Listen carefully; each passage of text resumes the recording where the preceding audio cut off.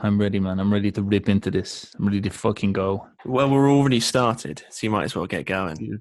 I'm so pissed. People, I'm so pissed because of YouTube. I was just having a very dramatic and tension-filled morning as I was trying to navigate my way through the tech world of YouTube. They've stripped us from our Google Hangout, so we will have to upgrade our tech.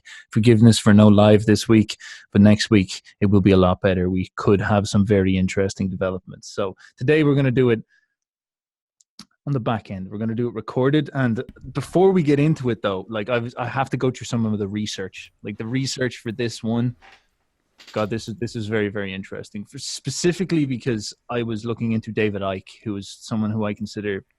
Of course you were. Of course you were looking into David Icke.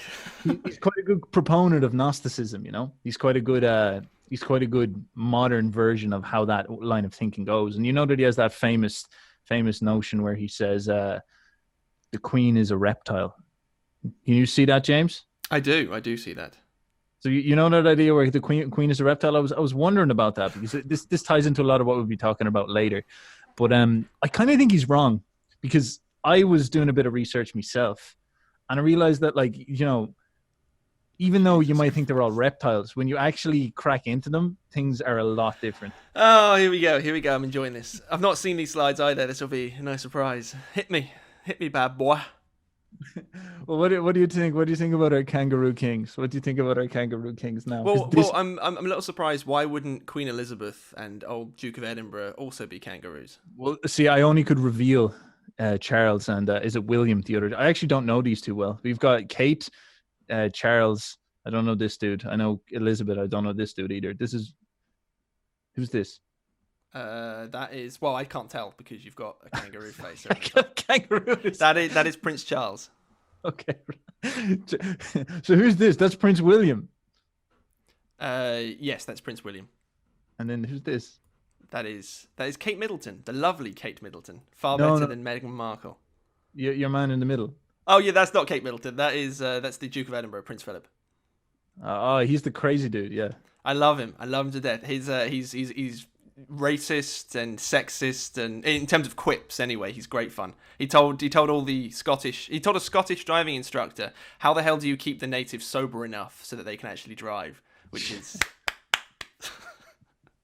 Well, as I think the true conspiracy, I think David is wrong. I think the true conspiracy is, of course, the one that I understand. And to bounce further from this, I discovered something quite interesting. By the way, the reason why we haven't seen these is because I hid them since last time. I was like, James can't see these. I was doing some more research into phallic power and very interesting ideas about the relationship between swords and logos and phalluses and snakes and all that. And I found this picture, and I think this does a very accurate description of, well, like, just see and tell me what you think. What do you think of that, James?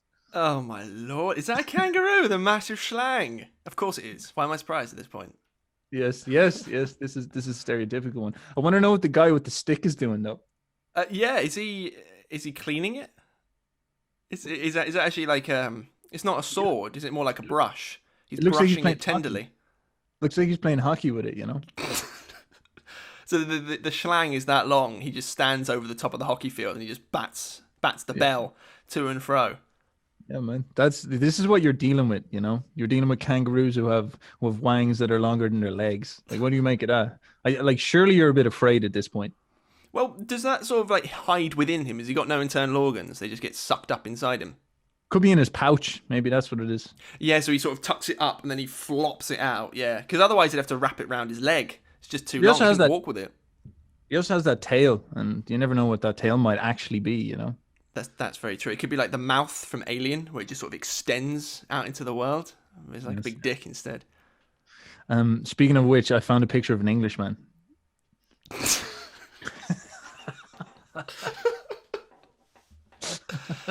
Actually, I think I have seen these pictures. I was looking through your slides and they look like they were embedded within the lecture, as if this was going to be something you were going to riff on. It's significant to Carl Jung.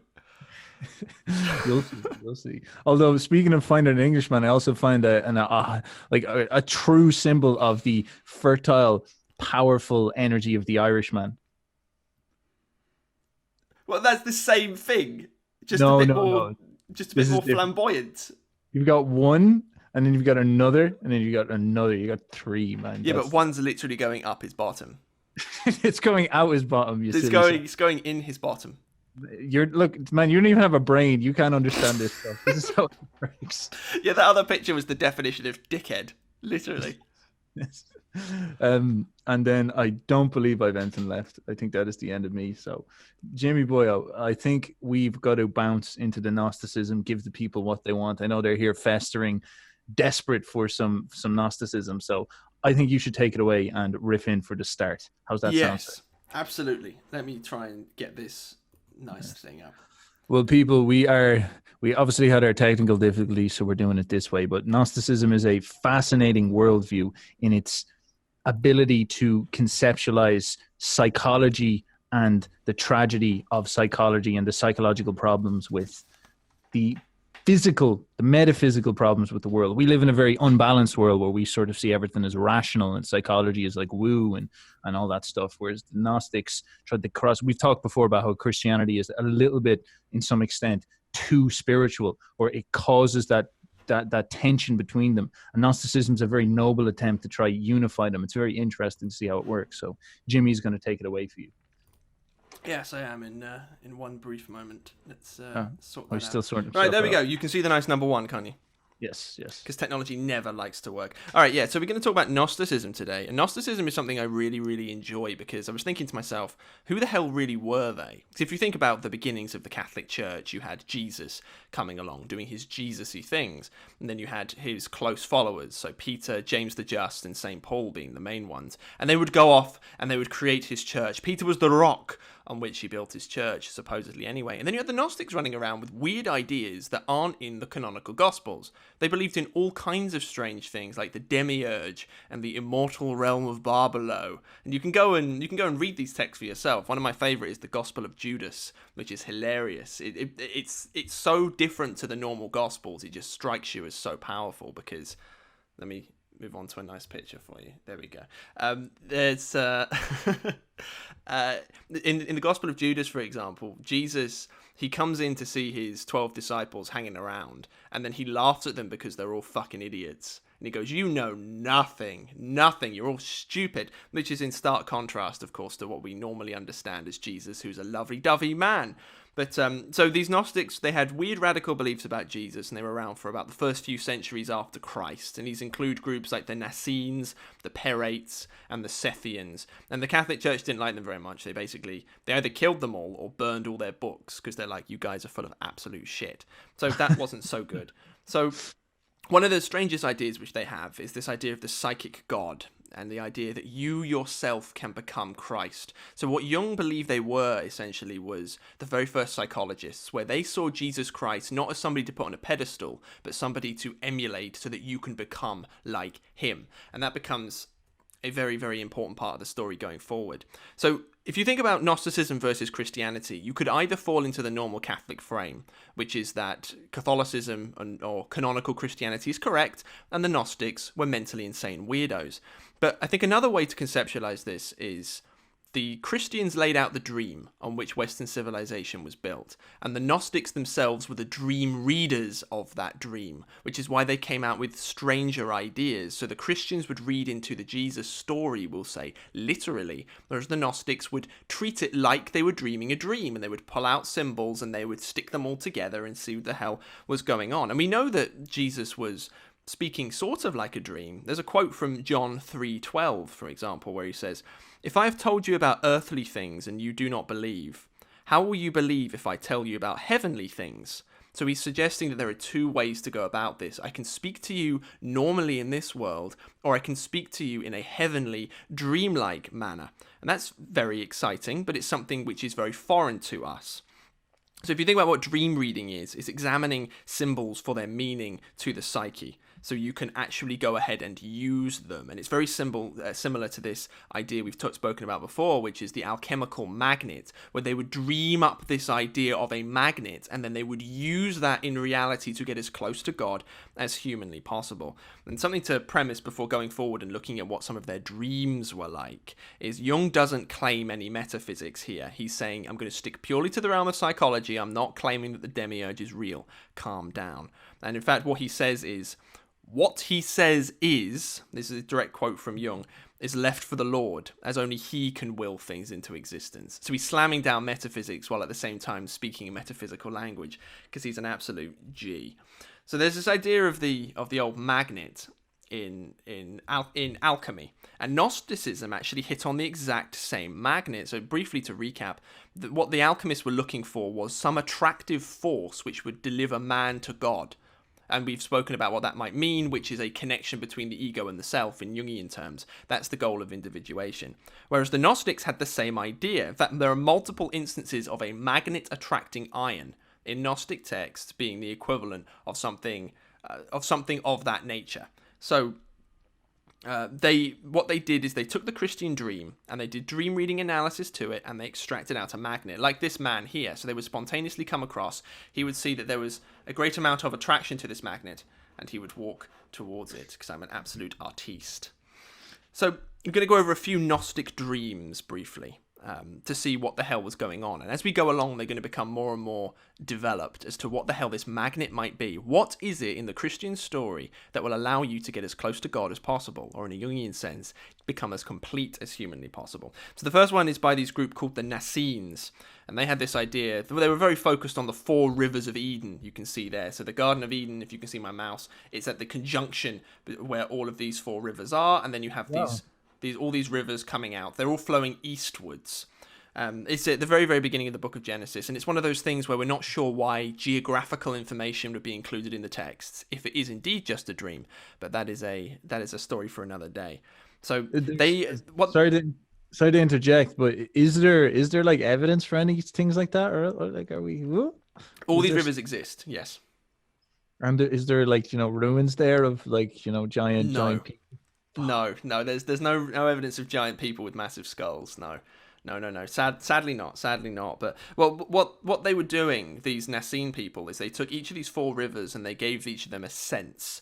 So one of them, so we'll say Karun here was sight, Tigris was sound, Wadi Baton, however the hell you meant to pronounce that, was smell. But the 4th one, the river Euphrates, which for some reason is the most famous of these 4 rivers, they equated that with the mouth. And they said that the mouth is the most special one because not only can you receive material nourishment, but you can also receive spiritual nourishment. So what you can see immediately is there was these 3 rivers here, and by putting on a 4th one, we've spoken about the importance of quaternity symbolism before, sticking on the 4th one made the whole thing complete and elevate it to a spiritual realm. So that's an interesting idea. They also believed that this itself was a representation of the human brain. They were proto-psychologists. So it's not something like, I wouldn't have known that, for example. Like, this is the human brain, and it's all the 4 senses coming out from paradise, which is deep within you. Bashing on the old microphone there. So the river itself was known as something called aqua doctrinae, which essentially what that means is their doctrine was like a water. And we've spoken in alchemy as well, for example, that as the water flowed, the water is where those unconscious contents are held. It's where the beauty and the majesty and the things, the hidden knowledge that you want from life is held. And through understanding their particular doctrine, their gnosis, which is where the word Gnosticism comes from, then you could go on your own secret journey and get closer and closer to God itself. So water in this particular instance was a magnet. This is the first magnet we're coming across. Understanding the water properly leads you closer to God. Now, the next one were these group of people called the Parates or the Parates. And they were interested in the idea of equating Jesus Christ as a serpent. So John actually, the old lad John from the New Testament, he equates Jesus as being a snake. He compares him to Moses' snake staff, for example. And the Gnostics loved this. They loved this. So in case no one gets the reference, in the top corner, that is Snake from Metal Gear Solid as Christ. So Christ is a snake. I thought that would be very, very jovial, but there's no live chat, so I can see people roaring with laughter in the crowd. Yeah. So a serpent, for example, is just like a fish. So we've spoken about the fish symbolism before. And a serpent comes out of the darkness and it frightens you. It astonishes you. And what this represents is something within your unconscious, which is so far away from you that it's like an animal component to you along that whole evolutionary time timescale back to when we were animals. It represents that suddenly something is jumping out of the unconscious at you, and it startles you and it frightens you. And in this particular instance, it would be Christ coming out of the unconscious, because he suddenly appeared in space and in time, and he startled people. Not everyone was the biggest fan of him. But in this appearance, as he's Christ and he's not Satan, he redeems you. So the second instance of a magnet which we can see is this idea of the sun, meaning the Son of God, as a snake. And the magnet component of this, his appearance pulls forward unconscious contents with him. So we've gone from water to now a snake, which is an actual animate agent which decides when it's going to come and spring upon you. We're getting a development in that magnetic process of getting closer to God. And the last one is, I love this picture, by the way. It's a beautiful picture. But the last one were these characters called the Sethians, and they had the most developed one. In fact, they had an alchemical doctrine about 1,000 years before alchemy ever came about, which is an astounding phenomenon to consider. And their idea goes as such. So we originally had light, which hit the dark waters below, we'll say. So we had water, dark water below, and a light came down and smacked into it. And this created a magic spark. And this spark is what created life. You know, in the beginning, God said, let there be light, and he created life, etc. The world was without form and void. So that's where life came from. And upon death, this spark disappears from the body. It becomes separated out into its different components, because life itself is an anti-entropic phenomenon. It exists when it shouldn't. There's a lot of things stuck into it, and it's fighting against the chaos of life in order to remain. But when you die, that becomes released, and everything goes off and gets separated again. Now, this separation, what the Gnostics believe, was aided by this character known as Mercurius, who we're going to talk a bit more about later. And his job in the heavenly hierarchy was to put things into their proper place. So when Jordan Peterson, for example, says, sort yourself out, this is what he's talking about, is allow Mercurius to come from, so basically the messenger of the gods, to come from your unconscious, listen to it properly, and allow it to sort itself out and put things into their proper place. And what also helps with this is a sword. So what the Gnostics believed was when Christ said, I come not to bring peace but a sword, hence the lovely high definition sword on your screens right now. What that meant was he's not coming to fuck you up.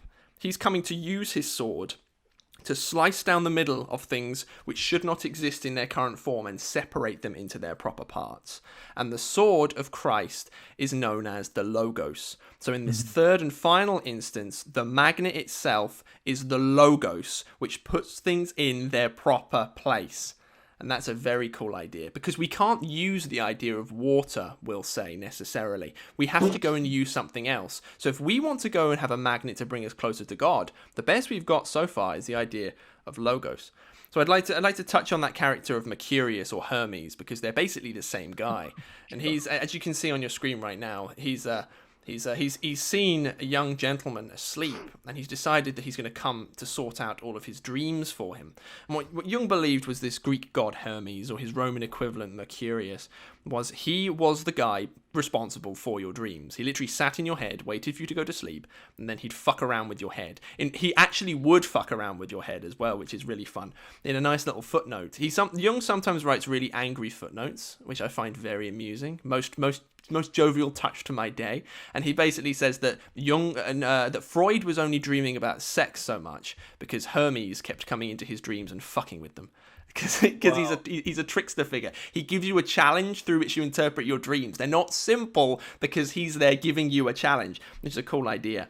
But in the Odyssey, for example, Greek texts, Hermes was this guide of the souls, and he was described as having a wand that dropped sleep on the eyes of the dead and woke up the sleepers. So essentially, he is the Greek equivalent of the Christian Logos. That idea of Hermes evolved into the idea of Christ if you want to have a reductionist, purely psychological explanation.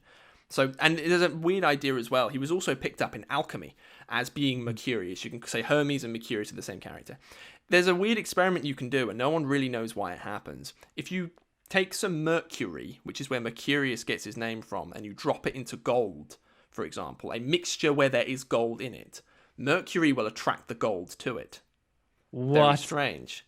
The name Whoa, Mercurius came shit. before we understood that property as well. Oh my So god, that's you can so say that Mercurius, in physical fallen form, will sort things into their proper place. He will pull out the gold or the wheat from the chaff. That's his job, is to sort things out properly.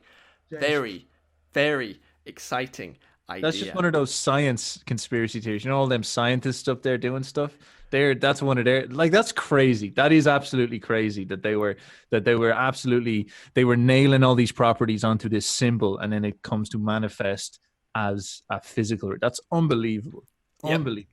Yep, that's why the alchemists were doing their thing, because they were looking for the spiritual in the material, and they saw it in Mercury. Mercury's a very, very weird element. It's highly poisonous as well. Oh yeah, highly poisonous. What they used to do in the old days, we don't do it anymore, we use something else, but thermometers used to have mercury in them, and then they'd put thermometers into people's mouths, and then they would break. They'd swallow the mercury and then die immediately, which is hilarious. Yeah. I think I heard a story about someone who was dealing with mercury, and it got through they put on the wrong set of gloves one day, and so they got like this super high dose of mercury by accident because it got through the gloves and absorbed in their skin. But it was a delayed onset, so it started to collect in their brain over the course of like a year, and so they gradually just went more and more insane. They had no idea what was happening to them. It's crazy stuff. Yeah, mercury poisoning is real bad. So an overload of mercury stops things going into their rightful place. I don't know. I just find it a strange idea. Hermes is one of those gods where he shouldn't really be a god. He's kind of a trickster god, but is also the most important god. He's one who used to guide your soul down into the underworld so that you could go properly. So Psycho. Yeah. Keep going, my man. Keep going. Yeah, so what do these ideas of the magnets mean? So you can see on screen right now, if you're not familiar with the Christian corpus, you have Jonathan the Baptist there, or John the Baptist, and Jesus is in the water, and he's like, John, the actual fuck are you doing? Stop baptizing me with water. My method of baptism is even better. There is an idea in Christianity. It's the very, very beginning of the Gospel of Mark, the beginning of the New Testament. And it begins with a prophecy from Isaiah, which is saying, there will come a man crying in the wilderness, prepare ye the way of the Lord. And so the idea is that there was a character called John the Baptist who was hanging around, literally eating wild locusts in the fucking woods, because that's what he used to do. And he would baptize people in the Jordan River with the presumption that Christ would come immediately after him. So he was preparing people for Christ to come, but Christ's method of baptism, his initiation into a spiritual life, would be far, far, far superior. So what we learn from the Gnostic dreams is there are multiple different types of magnet that can attract gods to man, and that put things in their proper place in your head. And these are represented by symbols. So we have the water, for example, and then we have the snake, for example. And their occurrence in the psyche of mankind is incredibly old, very, very, very deep phenomenon. And what Jung suggests is that if we hadn't evolved those particular symbols, if our minds weren't already primed by them, then when Christ was to come on planet Earth and go, boys, I'm the Messiah, everything's grand, then that wouldn't have mattered to us because we wouldn't be ready for him. They were like the John the Baptist in the Christian story, they were priming us, they were preparing ye the way for the Lord, but then the real magnet can come down, and the magnet in this particular case is Logos. So again, with John the Baptist, he was using water, just as we were saying earlier, as that magnet to draw you to God, and then sword, his name's not sword, then Jesus came and used his sword, or the Holy Spirit, they're the same thing, it's all metaphorical language for Jesus's toolkit, to do a far, far better job. So this is a disgusting picture. I'm really sorry for having made this. But we got to consider as well, of course, when I say dream, the Gnostic dream, I literally mean dream. And I don't know about you, if you're a young guy, perhaps, your dreams aren't always exactly PG-13. Like they are, sometimes they can get a little bit dodgy. So a lot of the Gnostic dreams were considered incredibly heretical by the Catholic Church because they were sexual in nature, and that's very, very naughty. But of course, the Catholics didn't realize, or they forgot, or they were too ignorant, whatever you want. They forgot that it was actually a dream. So here's a very nice family-friendly story. This makes a good bedtime story as well. So one day, Jesus was going up a mountain, as he often did, swiggity-swooting around. And then he decided one day to give birth to Mary from his side. I don't know why, and I don't know how, but Mary just flopped out of his side. And then he looked down at Mary, and she looked up at him. And he decided to fuck the living shit out of her. Oh my god, man. What the fuck are we... Keep And going. then while he was fucking the shit out of her, she fell on the floor, looked back at him, and she looked really shocked. She was like, "Wait, what the fuck is going on? What is happening?" So in a true Boyo fashion, Jesus turned down, looked at her, and went, "Oh, ye of little faith," and that's it. That's how the story ends. And That so is the best one-liner I've ever heard. Oh, you little faith. And then what the hell does that mean? It doesn't make any sense from a real standpoint, and the Gnostics didn't think this was an actual historical event. Like, they got a vision where suddenly, that we got it right there, lads. They decided to fuck the shit out of Mary. That didn't work. What this highlights primarily is the dreamlike function of what they were doing, clearly, but it also highlights something else which is deep, deep, deep within our psyche. So believe it or not, that's actually a creation of the world myth, a cosmogonic myth.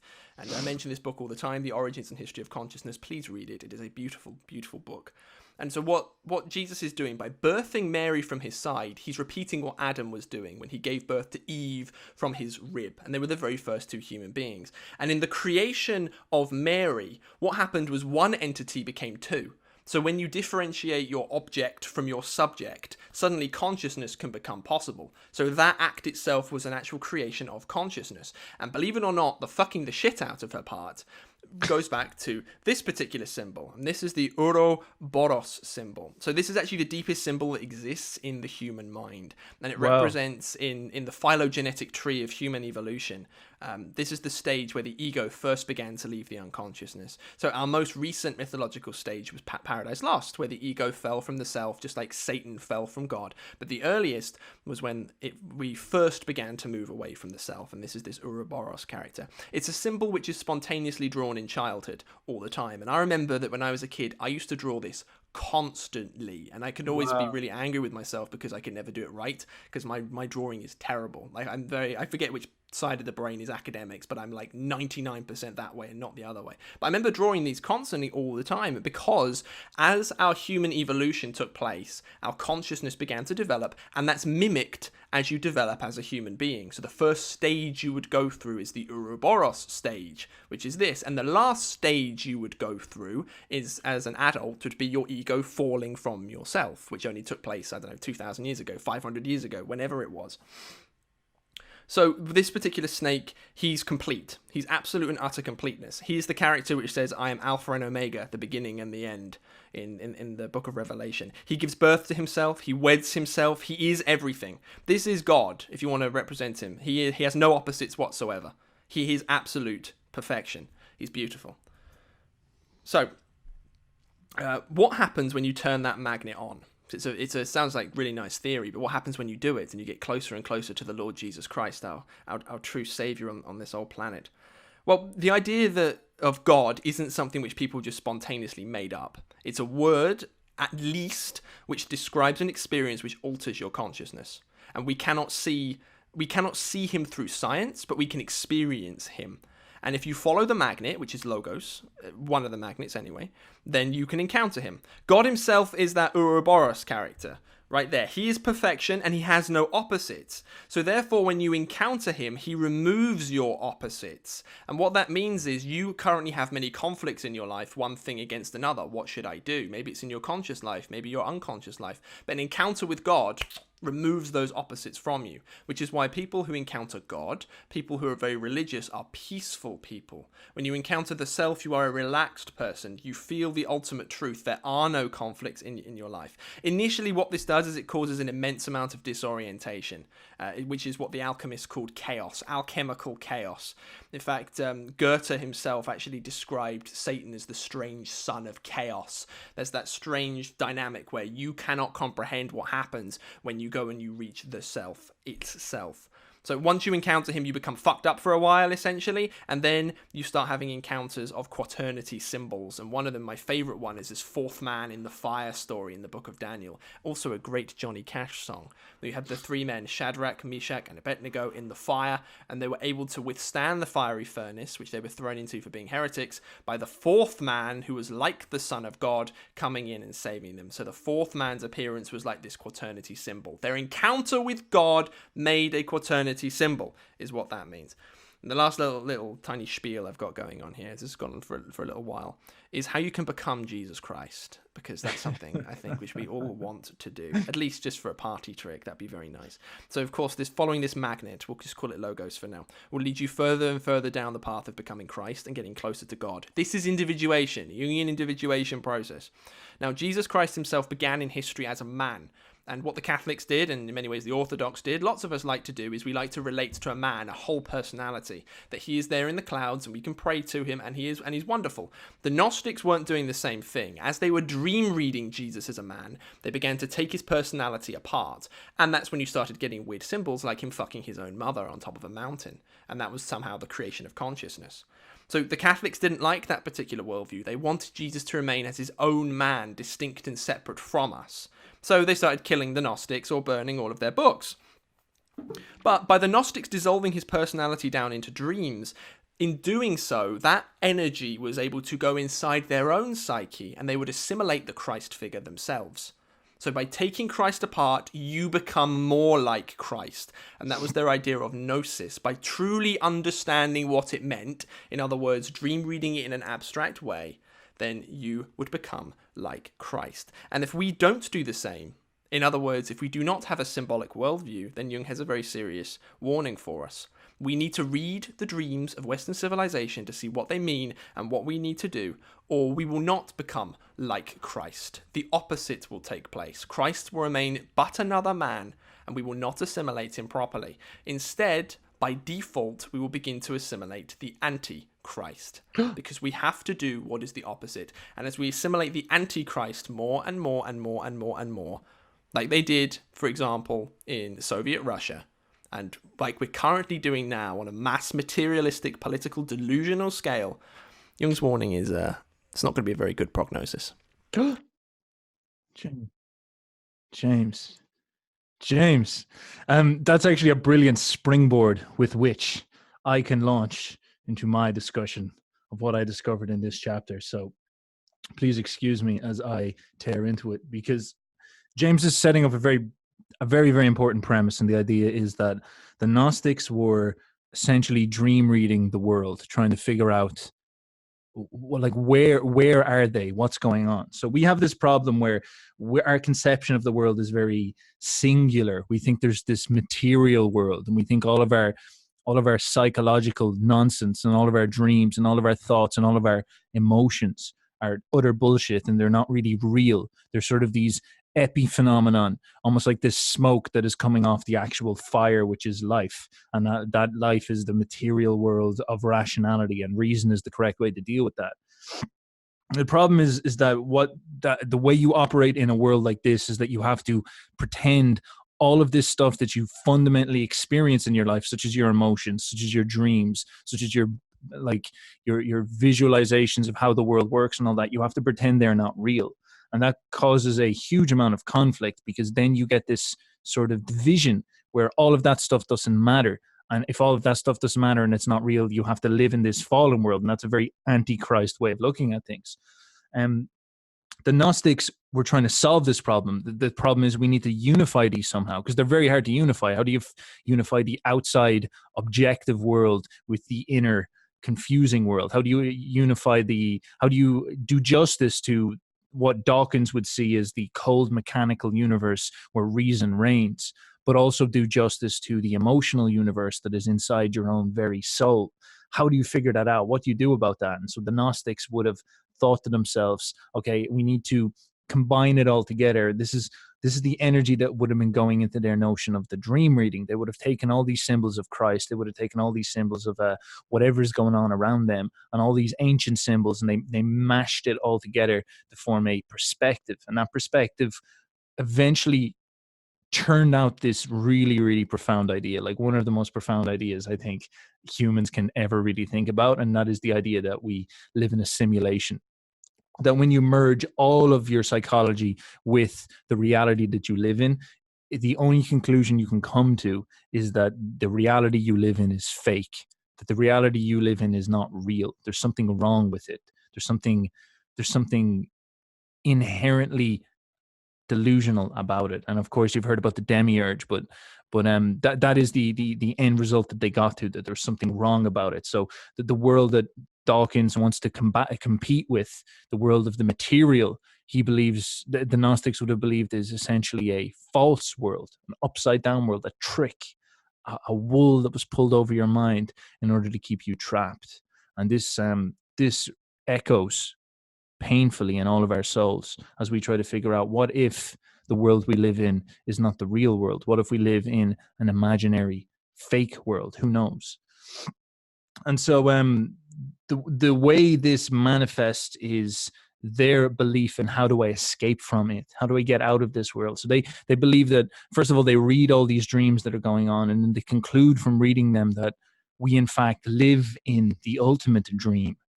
And this pain that we experience of being stuck and stressed all the time is not correct. There's something wrong about it, and so they want to escape it. They want to get out of it somehow. And of course, this idea manifests in the best one you can see it is in the Matrix. I'm sure you've seen the Matrix before, but that is the fundamental distilling of that idea that echoes in our souls. It's like, what? There's something wrong about this world. There's something not quite right, and you know it in yourself. It's like, this can't be the truth.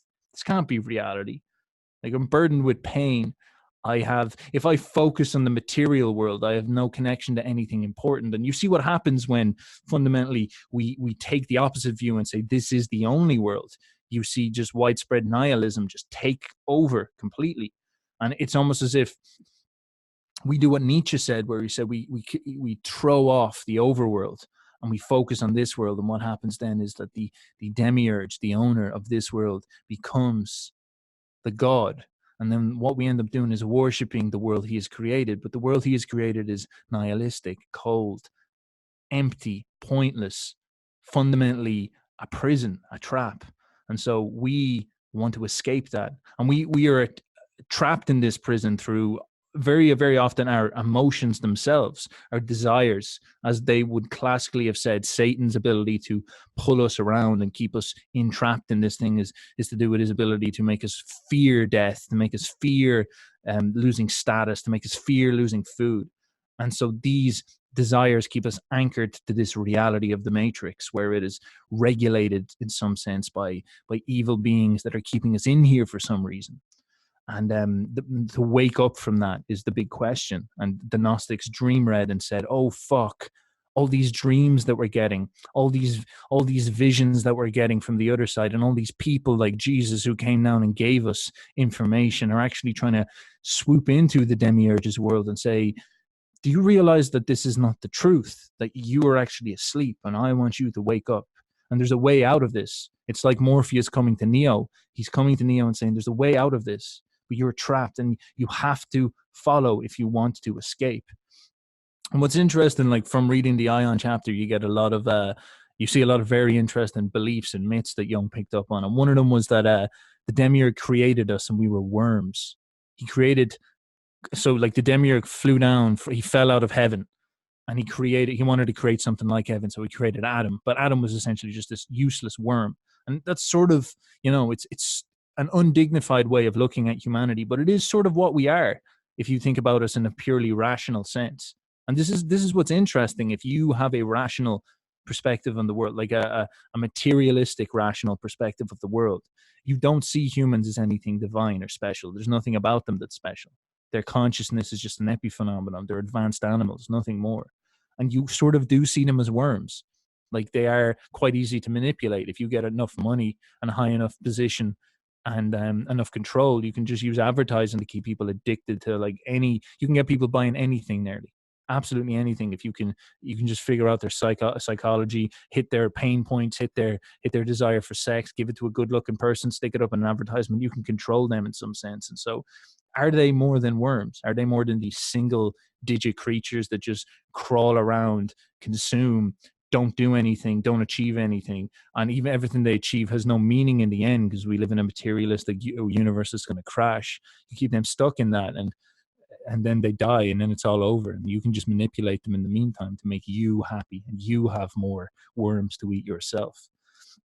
And so God looked down on what this demiurge had created and was disgusted. He was like, it's almost as if God's son was the demiurge, and the demiurge broke away and said, I'm going to start my own fucking kingdom of heaven, you prick. And he goes and he makes these humans. And then God looks down and it's like, you did such a shit job, man. Like, look at these poor fucks. Like, they're useless. And it's we have God's scorn. So the God isn't dead. He just doesn't respect us. He doesn't see our dignity. And we're like, please save us, God. But why would he save us unless we beg him for it? We are the sons of something monstrous. And he's like, look at Demiurge. I will fix them. I will fix your sons. I will fix your creations if they ask for it. And this is this idea of people like Christ as like admins in the matrix coming down and saying, I will show you how to get repentance from God. And this actually relates into the idea of unconsciousness, because the fundamental sin that God hated in us was our lack of consciousness, because we were of the seed of this demiurge in some sense. And his fundamental sin was actually a sort of unconsciousness and unawareness. And then that was his hate. And so we have that strange problem where Gnosticism are trying to unify all that. And as James was talking about, you have that Ouroboros, which is at the very core. But this brings us into the idea of the snake, because this is a very core very core symbol to the human psyche, as James was saying. You've heard Jordan Peterson say that they've noticed it's very like one of the fastest symbols that children get afraid of is snakes. That we're coded for fear of snakes. There's something very important. And that's obviously from back in the jungle when we would have been up in the trees and everything would have been going wrong. And we a snake would eat us and we're like, oh God, watch for them snakes. So they would have represented to us something very, very primal and dark. And they also have they have like no higher consciousness. They crawl on their bellies, and but they also shed their skin and rejuvenate. So they're sort of like a pure life force. And this is the way it's represented in our mind. We see the snake as this perfect representation of primal energy, the cosmic worm, if you will. It's just this pure beast, pure instinct. It's even your spine looks like a snake, it's pure instinct. And so it's the lowest form of us, but it's also the highest form of us. It's this purely abstract reptilian energy that does not feel anything, that does not love you, that does not, none of that stuff. It's almost like robotic in the way it operates. It's you can think of this as the way a psychopath works. Their pure instinct combined with pure intellect, pure inhuman intellect, almost godlike in their ability to outthink people, but they have no heart in the middle of it. And so the snake represents everything that is not human, inhuman. He represents the bottom chakra, the phallus, as we were talking about earlier, but he also represents the higher prefrontal cortex that might even struggle to love a bit. And it misses that human part in the middle. And what's interesting is that when we look at the top of our societies, we begin to see snakes.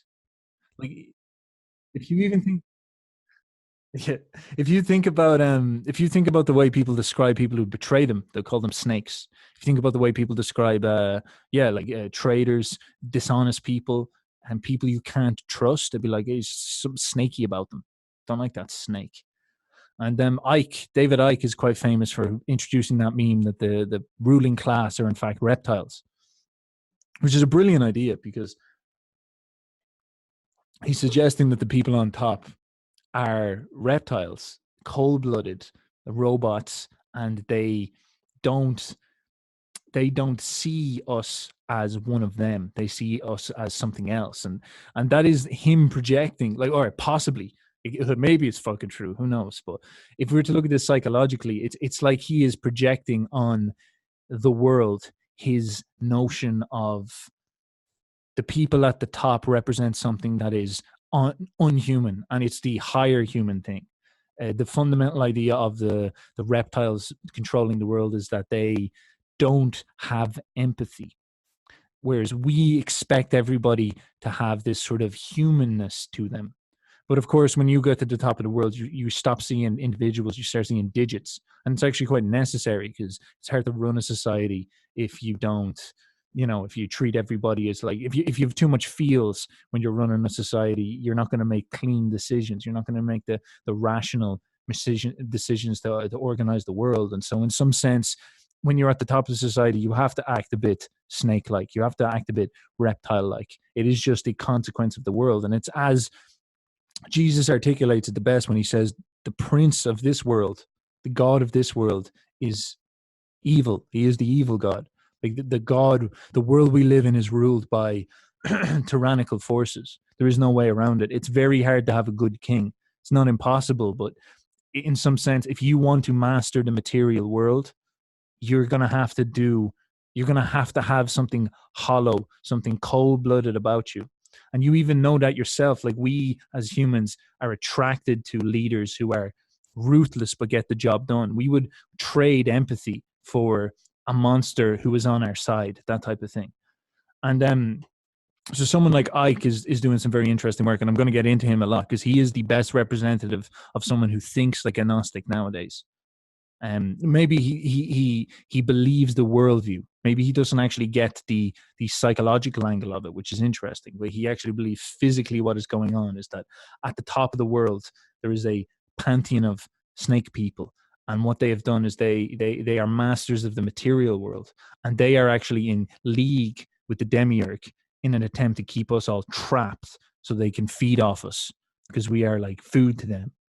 And he calls these the Archons. It's super interesting. So as you can see, that Gnostic ideal is starting to filter into this. It's like, all right, this world isn't correct, but it's held together by forces, like you could say the laws of physics, or there are laws to this world where empathy doesn't work long term. Eventually, well, okay, empathy does work, but empathy doesn't necessarily work in, maybe compassion has a vulnerability, like someone like Christ comes down who is perfect in his compassion and he gets destroyed straight away. That makes you suspicious. It's like, wait a second, this world does not belong to the good per se, because the good can't even survive in this world. And it's almost like the ruling powers of this world are somewhat evil. And Ike describes that as the Archons. He says that, okay, these people came in during the hack. This is like the Matrix idea. It's where he's setting up this myth. They came from another planet and they hacked into the Earth, and then they went around. They started manipulating us, and they manipulated us with all these ideas to set up a matrix. So they're using like religions and all that shit to create these mind control fields and keep us stuck in the matrix, where they can keep us focused and doing what essentially a farm, and the fences are our belief systems.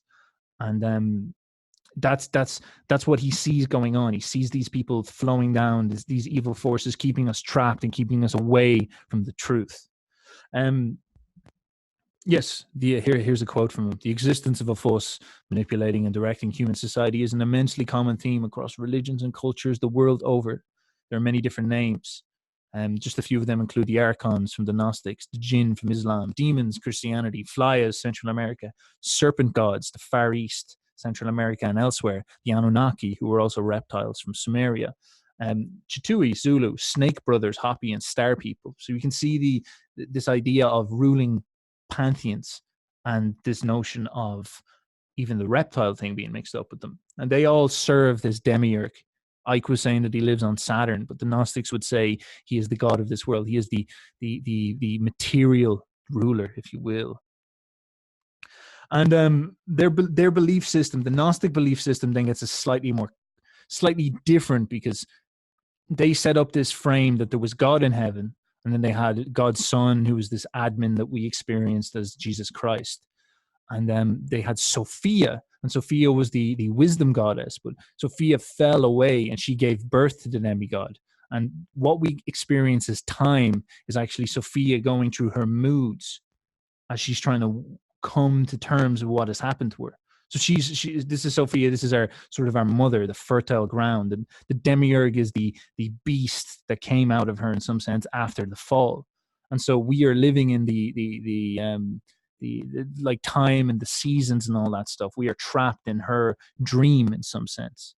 And so this is where you start getting into a very interesting theme about Gnostics and about this stuff in general. That the idea is that we are trapped in this world because we are doing something wrong, because the God we are seeking is asleep, who in some sense is us, and our original sin is that we are unconscious. And so all of this is a dream inside the head of a God, which we are, but we're unaware that we're that God because we're trapped by the Demiurges and the Archons. Now, can you see this sort of vision, the idea that's starting to get built up here, the prison that we're in? Plato also had this very famous, the theory of the Plato's theory of the cave, allegory of the cave.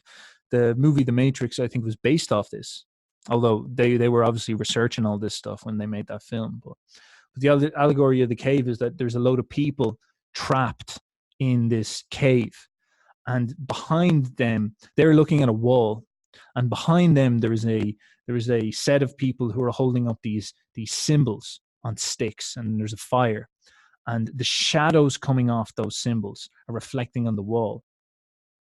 And then behind that fire, on the far end of the cave, there is an escape route up into the truth, into actual reality.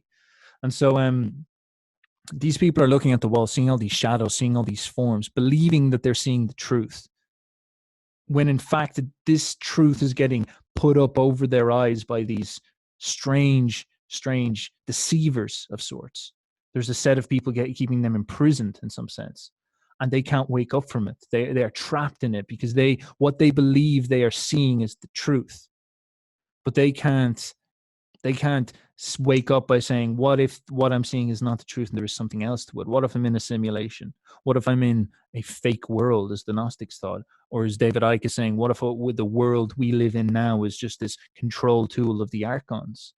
What if and this like, you can think of it in a complex way, but you could even keep it quite simple. Like the society you grow up in has a set of forms, and you get taught what those forms mean, which is almost like the shadows of them, and you were told to obey those. And then if you turn around and actually question the forms and maybe even climb up and see things from your own perspective, you'll be breaking away from society, and society wants you imprisoned in that thing in some sense. And the Gnostics just took that a level further and said, what if the entire world is like that? What if it's more than just your society that's, keeping you enslaved because they're evil? What if there's actually people who own the reality you live in that are doing that very, very thing? And this idea of purifying forms is what evolved eventually into alchemy. As James is talking about, you had Mercurius, you had these powers that would swoop down, such as Christ. So yeah, by the way, Christ would swoop down, or Hermes, or whoever the fuck you wanted it to be. They would swoop down and they would explain to people, here, come, I'll show you what's real. I'll show you what to look. I will attract you. So it's almost like Christ would be here, and the people who were righteous, who wanted to escape, would wake up, would snap out of it, and then climb over and go meet him, and he would bring them and he would show them.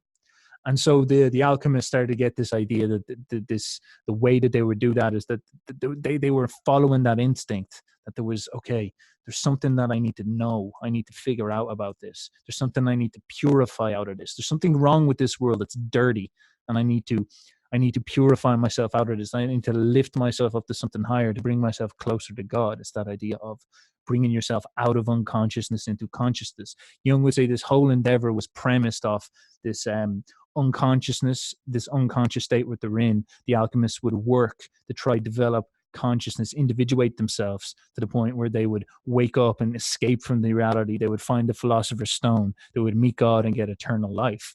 They would, shall we say, discover what is out there and escape from this problem. And this also relates to this idea of them trying to distill out purity out of the elements and whatnot. They had that table of elements, they, as James was saying, they'd try to pull out gold and whatnot. They'd figure strange stuff out, where if you dropped mercury into gold, it would attract it towards it, like amazing stuff like that. So this is their whole endeavor about distilling reality, because reality is this entropic piece of chaos. Everything is put into whatever shape it's in, but you can actually take all that stuff and distill it down into its pure set of elements. You could take, the walls around you and distill them into carbon and various minerals that make them up. And they'd start to figure that out, that there's actually these root forms of everything that they can turn things into. And so what is that? Is that the What is that stuff? Is that the fundamental forms of reality? What's going on there? And this is where this has led them to this actually led them to the endeavor of science, where they were like, all right, what's the purest way we can look at reality? And they eventually get down to the idea of scientific laws or principles. So this all wraps around this idea of pulling yourself out of this matrix, waking up, escaping this bullshit, realizing there's something not right, and snapping out of it. And that is about facing the snake, if you will. And the way they suggested doing this, as James articulated very well, is by becoming a creature of, by finding the attractor, like by finding the magnet. They had millions of metaphors for this. They just kept on using consistent new metaphors for this and whatnot. The general idea was you have this other world, and then you need to drop down the savior, the magnet, the god, the admin, if you want, who was Christ, the son. So they had the monad, they said, who lived in the other world, and then they had the son who would drop down into this world, and he would be in the world of the Demiurge, which is the evil world, which is the one we live in, and he would collect you up and save you. And how this manifested over time was very lot of very different ways. You had the snake, and this is the benevolent snake in many sense. His most basic form was this idea of the life libido, if you want, and how would ancients would have experienced that would have been the instincts, or the kundalini over in the east. And so that's a snake that comes up from your anja chakra, I believe, or your root chakra up to your head. And that's when that snake moves, you become enlightened and you escape the delusion, if you will. That is the point of yoga. Like, all of this stuff actually parallels in the East. Samsara, the world of the Demiurge, and Nirvana, the world of the monad god, and then yoga or meditation or the Buddha, they would be the tools out of this. And so the basic ancient way of this happening would have been, yes, following the snake. The instinct would have brought you to the truth if you can master it. That, of course, turned into the phallus, as we were talking about earlier, and you get a lot of symbol about this. And as James was noting, the Christ became very, very sexualized at one point, because it was the sex image, the sex energy at the root is the most powerful energy you have, because it is the root form of the energy that you must distill into the more noble energies of advanced libido, as they were saying. Think of the Kundalini metaphor. It's very useful. It starts out as base, and if you can channel it towards something higher, you can escape. Because what is fundamentally the thing that keeps you trapped in the Demiurge's world? That is your desires. He controls you with your lowest desires. And so he pulls you down into his materialistic world by keeping you trapped to the lowest form of your desires, your basest desires. So if you can master your desires and purify them and make them noble, if you can control this thing, and you can stop letting it control you, you can escape. And that's exactly what Christ did. Like, Christ was presented with the opportunity for power and everything. And he said, and that was the appeal to this most basic energy. And he said, no, I'm going to do the most noble version of this. And that was his proof of how to escape. Because then obviously he rose from the dead, and being like, proof of concept. I've risen from the dead, therefore I have achieved the escape. This evolved into the sword. So this is the male will, the idea of splitting, cutting, as James was saying, slicing things apart, installing order into the world. So Christ is this idea of the splitter, the divider. The sword is the divine image of masculine rule, masculine power. Then that turns into a word. So you can see how this symbol is evolving. You have snake, basic instinct, human basic instinct. Then you have a human instinct to create order through violence, through cutting, through brutality, through ruthlessness. And these are all noble in their manifestations. They also obviously have a dark side. Then you get speech, which is the ability to be cutting, be clear, rule with your word. And then it abstracts into the idea of logos, who I've represented as Hermes here. This becomes something even more abstract, as we were saying before, which is that idea of a concept. So you've got speech, which is speak well, control people with speech, and then you've got order, rule with order. order is this ability to divide people. So you can see how that idea is distilling out. And as James said, like, what if the problem is that we aren't, like, you couldn't have just walked back to the ancients and said logos is the way. They would need to hear Christ as the sword. They would need to hear the speech being the way. Perhaps that's what was necessary for the people writing the Bible, who said that in the beginning the God was the Word. Maybe they needed word at that point. And now we're moving. Are we transitioning to a point where we need something that is super abstract? Is that what's happening? And so I'm just going to briefly set up the world that they lived in and to close this. And this is James, I think, is twitching or something like that. I don't know why. Like it's just a picture of flat because Earth. I understand that the Gnostics knew that the flat Earth truth was real. They knew 2,000 years ago that NASA were liars. No, in all seriousness, no, they actually might have known that NASA was liars. I'm joking. Calm down. Like, any professors who are watching, relax, please. But what Jung was saying about the Gnostics, this is a weird idea, is the Aion took place, the Aion of Pisces, over the course of 2,000 years. We might still be in it now. But what the Gnostics were able to do somehow, through some psychic mechanism, was to go up into that Aion level of reality, of whatever the fishes were doing, see the entire story laid out, because your self is you across a long period of time. So they were jumping up into the self, seeing the entire course of the Aion, from Christ through to Antichrist, and the falling down, and the Demiurge, and all that stuff, and they would go zoop, and then they would lay it out in the form of dreams. So synchronistically, everything they were doing fell down into their works. So it is very possible that they also saw what NASA was doing in the 1960s and saw that they were in fact liars. And that is an important thing to understand, is what these people were interpreting. So it's very hard to get a visual on this. So if someone's on the podcast, forgive us. We're just going to talk a little bit visually about it now. But again, like, if you want to be able to visualize the way these people were conceptualized this, think of a flat Earth, quote unquote. Think of something like that, because it gives you a lot better perspective on how they were looking at this. This is again ties into the problem we have with the way we've modeled the universe, is that we think it's this big empty place with nothing going on. So it's very hard for us to fit in metaphysical ideas and psychological ideas into that context, because we don't have a way of seeing it.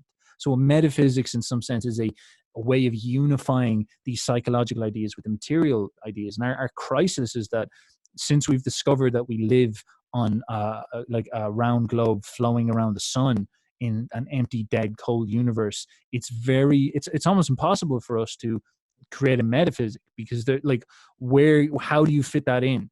People, the way people have achieved this, and this is what Alex Jones talks about, is there's other dimensions. That's what they say. They say, oh, right, so what's going on is that there's another dimension.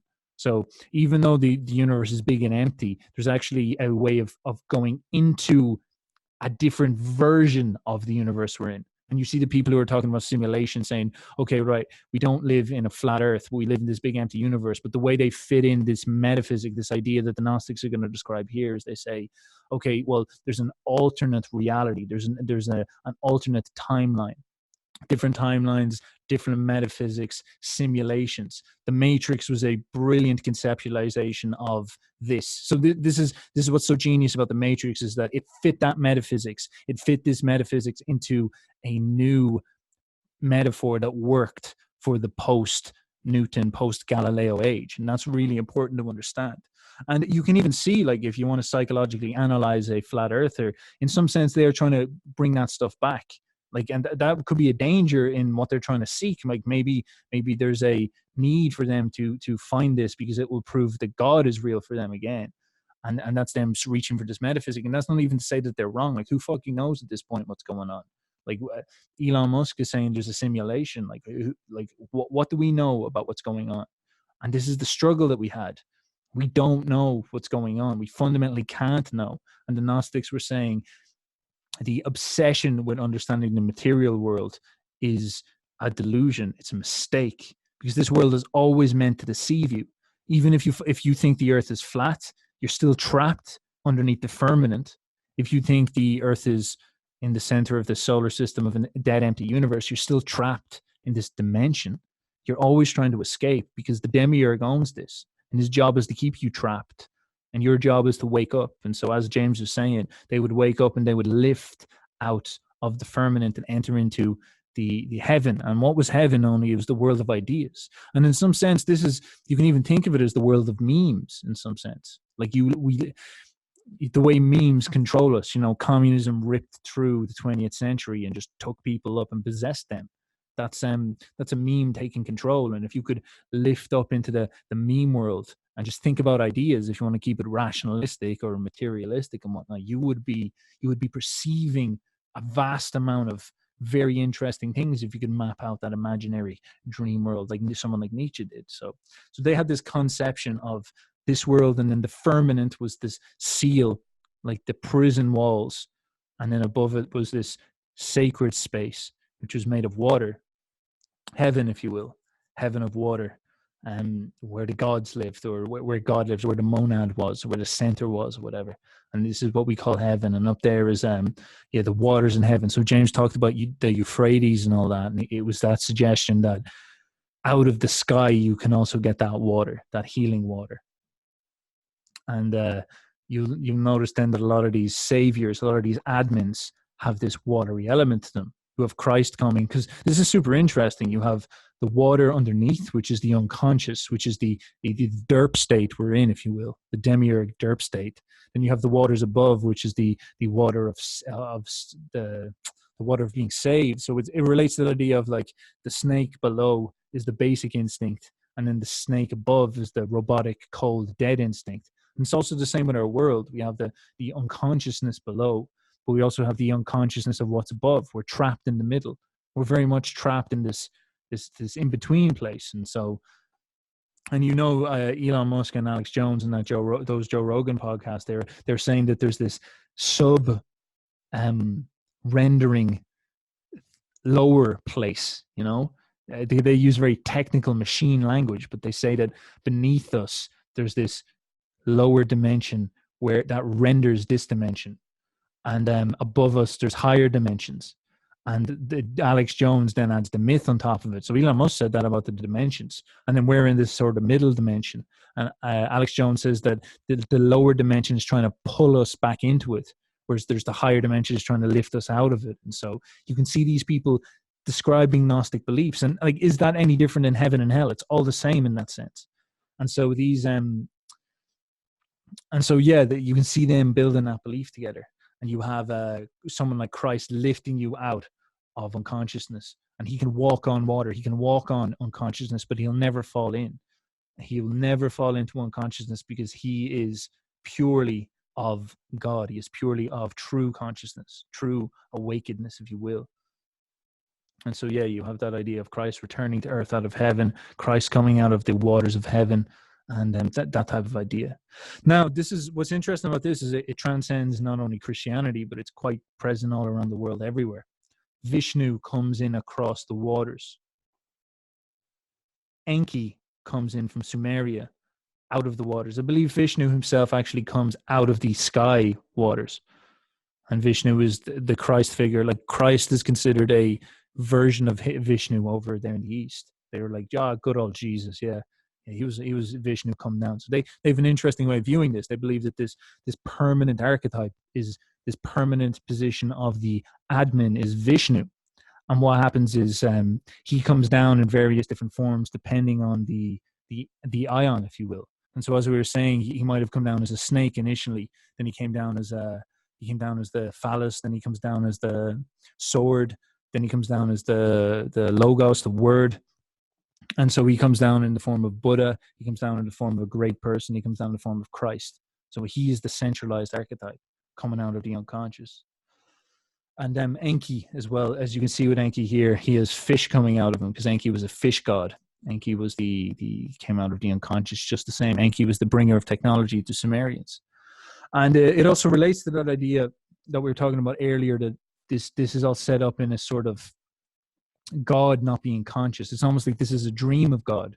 And so that sets up the very strange premise that our self is, in some sense, asleep. In some sense, it's in the unconscious. It's some sense controlling everything, but it's not really awake in the way we are.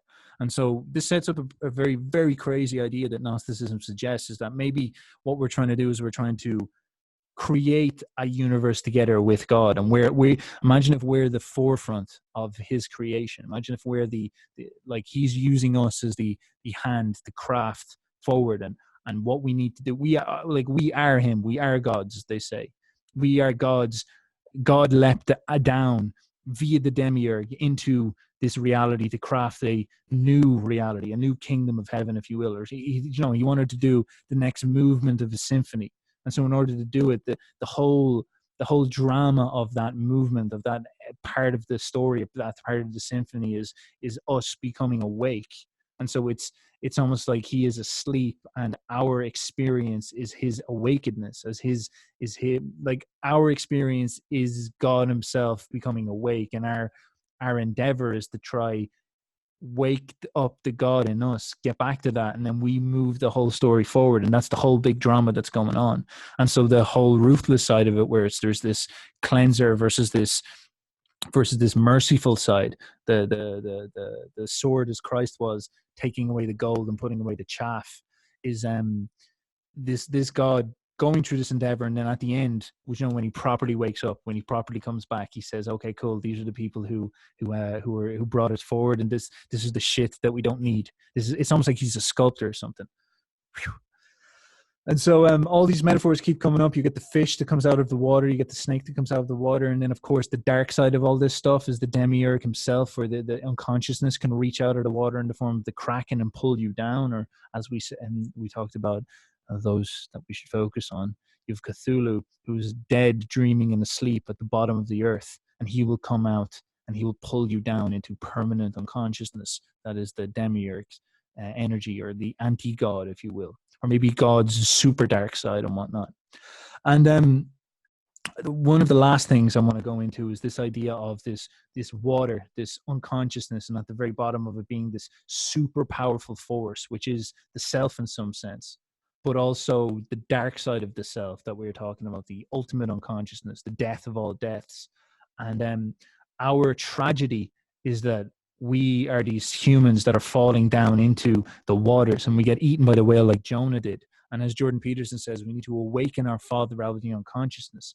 That is, in some sense, what I'm sort of describing here, is that our tribute, what we owe God, the way we redeem ourselves, is that we need to go down and actually find him again and wake him up by waking ourselves up. It's one of these strange paradoxes. And it all ties into the Gnostic dream in some sense, that to layer on Jung's symbiology to all this eventually is that we are lost. We live in a demiurge's world. We live in a world where we're unconscious. This is to use Jung's language. We don't really know what's going on. There's all these forces behind us, hidden behind this veil of unconsciousness, which is the shadow, evil, if you will. And behind us, we're getting pulled by these strings, which is the anima, Sophia, these emotions.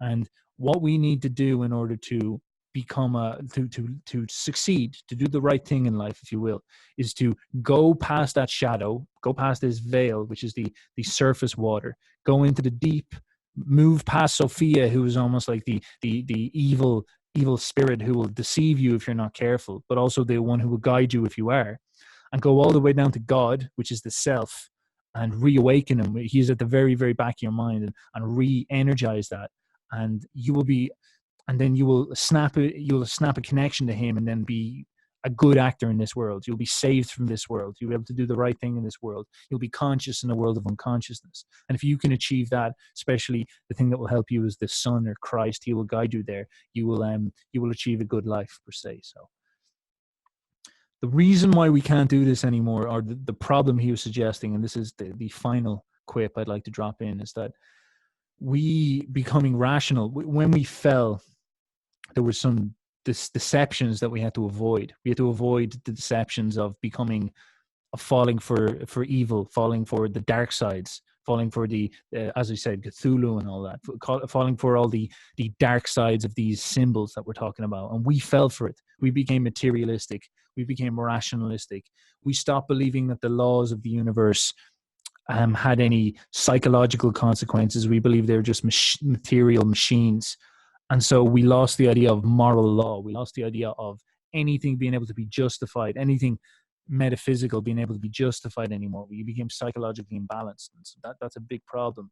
And Jung's suggestion I got out of this, and I think this is probably the big suggestion out of his whole book, is that if we are to succeed going forward and mitigate the tragedies of unconsciousness, we need to find those metaphors again that it took millennia for us to win out of this unconsciousness. We need to find that again, or else we will sink into something deeper and darker we can ever imagine. And at that bombshell, I will give it back to James. Dun dun dun. No, that's very, very exciting. I enjoyed that nice spiel of yours. Yes, it's very exciting. Essentially, what Jung is setting up, I think, is that what everyone in human history has done, we'll say over the course of our Aion, is they have desired a relationship with God. And the way that they used to say it was in that language, religious language, but the way that we see it today is that they were speaking literally. When Jung's frame is that they were not speaking literally. That's how they were able to conceptualize what they were doing. So regardless of God, regardless of the language, at core, the mission is still the same thing, which is to become a whole person. It goes back to what Plato was saying back in ancient Greece. You need to know thyself. In many ways, it's the whole story of Carl Jung's Aion, is how can we best come to know ourselves? And it comes through trying to find that magnet, which is in Gnosticism, trying to find the magnet that's in alchemy, becoming as little children. So going back to how we were before, our humility when we were closer to God, so that we can truly enter the kingdom of heaven. And over the course of these lectures, it's become pretty easy to start using that language whilst knowing what it really means. Like when I say, for example, you need to become as little children to enter the kingdom of heaven, I don't mean it literally, but it just makes sense to me. And that's how people used to behave in the past. And of course, the Gnostic trap, and it's also represented in Paradise Lost, is that the ego became too arrogant for its own good, and it fell for what's happening in the material world. And unless we get back in touch with psychological law, we are in seriously big trouble, because the Logos, Hermes' wand, the snake, the water, aqua doctrine, Mercurius, whatever language, whatever symbol you want to use, that's the ordering principle within our own psychology. And if we don't have that ordering principle, the order with which will lead to a more complete whole version of ourselves, then we're in some seriously big trouble. Yes. And I will just briefly say, to add to what James was saying there, like the way we use memes nowadays even suggests that we still do this, despite the fact that we think we think Greek mythology and was just retarded. Like what they believed that Zeus was up there and all that shit, and we believe like, oh, Jesus rose from the dead and like Jesus this and Jesus that. It's all stupid shit. But then if you think about it, like we watch a film like The Matrix, which is very topical to this, and now everybody's using the meme red pill because it's just such a perfect metaphor for what's going on. Like you do actually take so many red pills in your life about so many different things. There's so many things that actually look different or are different in the way you perceive them when you're young and all this, and when you wake up to them, when you become conscious in that type of sense. And it's usually horrible. It's like, oh, what? It was a lie all along in that sense. So we use those metaphors, and Jung is saying that the fact that we turn around now when we look at all these past metaphors as retarded and stupid and useless, and we want to throw them off and this is what he calls the transvaluation of values. This is what he believes is the dark side of that endeavor, if you will, is that the idea that, all right, I can just get rid of all that. I can just get rid of the idea of all these metaphors and it'll be fine. It's like those metaphors were codified over millennia to represent very important psychological aspects of our world. And we need to rediscover them, because if not, we will become very vulnerable to people who know how to create useful metaphors like equality over alles, or vote me in, I'm a communist, things like that. So go on. No, I was going to say I think I'm spent, so if you want to close, my man, please. Yeah, the Gnostics are obviously doing a dream reading version of Christianity. They were very interested in secret knowledge. There's a book called The Secret Book of James, for example, which is very strange. And it's Jesus. Sure it is. It is. It is my book. I'm a very old man. I am actually Jesus Christ reincarnated. That's the whole story of Aion. He actually came down as a very attractive Englishman. But in The Secret Book of James, it's characteristic of lots of Gnostic texts. Jesus, he took James aside, me, and was like, James, you are my favorite of the disciples. I'm going to tell you all of my secret wisdom. And his secret wisdom, it makes no sense whatsoever. It's just like, as above, so below, and all this weird stuff. But so they were trying to interpret what was really going on in Jesus' words. But in psychologizing Christianity, there is one part of Christianity you cannot psychologize, which leads the myth to continue as a myth, even if you psychologize it. And that goes back to the resurrection. Jung was asked what he thought of the resurrection. And, when he's asked about other things, he's able to psychologize it brilliantly. But when asked about the resurrection, he said, I have no comment. Because it's not an archetype. The resurrection as a phoenix, as a spiritual entity, is an archetype. It's the Jobian archetype, that transformation idea. But the resurrection in a body, which is insisted on by Jesus, by the canonical Gospels, and by Paul, is not something which falls into that frame. So either that's a nonsense piece of false archetype, it's a fake hope, a wish fulfillment idea, or it's something else, which not even Jung could wrap his head around. And that gives me great hope and great excitement, and my conspiracy brain lights on fire at the thought of that. Yes.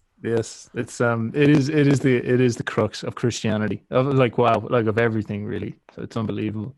Yeah. You can't psychologize that one. It's a weird one. Like how he reborn in our hearts. It's like, I don't know.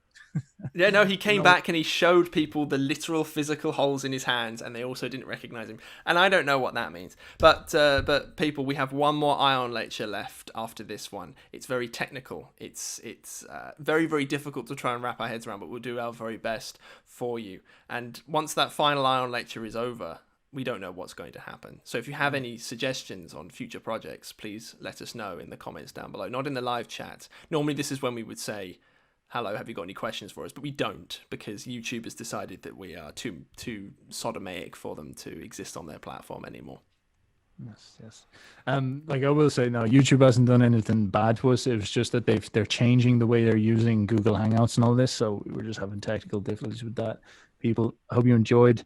I would like to bounce now. I am spent. And by all means, if you want to join us and talk about this stuff, hit us up on Discord, hit us up on Patreon in general. If you just want to contact us, we're getting loads of questions. Those are very interesting questions, and people have been doing interesting interviews with people behind the scenes. If you want to get in on that, pop in and find contact. All the contact details will be below in this video. Pop it in Discord, Patreon. We're on Facebook, we're on Twitter, all of that stuff. So we hope to see you soon, and we will talk to you later. Bye-bye. Bye-bye.